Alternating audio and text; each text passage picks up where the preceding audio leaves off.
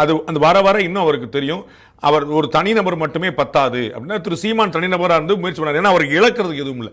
ஏன்னா அவர் வந்து முதலமைச்சர் இன்னைக்கு சொல்றாருல கத்தி கத்தி கத்தி டயர்ட் ஆகிட்டேன் எவ்வளோ வருஷமா கத்துறாரு.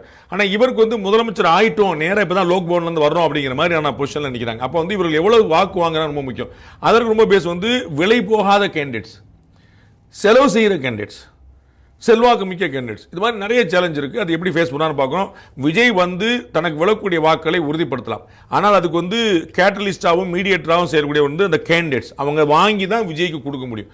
அந்த இடத்துல வந்து ஒரு பெரிய லேக்கிங் இருக்குன்னு நான் நினைக்கிறேன். முதல்ல வரணும்ல அவர் வரணும். அவர் வந்து பாட்டில் வச்சிருக்காருல நான் வரேன் அப்படின்னு சொல்லி சொன்னார்ல, அது வந்துருவார் இன்னும்.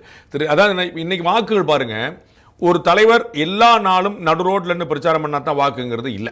அவங்க பயன்படுத்தின செல்வாக்கு பொறுத்து நீங்க அடிப்படையில் பார்க்கணும். எம்ஜிஆரும் ஜெயலலிதாவும் கட்சிகளுக்கு முன்னாடியே, கட்சியில் இருந்ததுக்கு முன்னாடியே மக்கள்கிட்ட சென்றடைஞ்சிட்டாங்க. ஸோ அவர் வந்து தனியாக வந்து மக்கள்கிட்ட சென்றடைங்கிற அவசியமே இல்லை.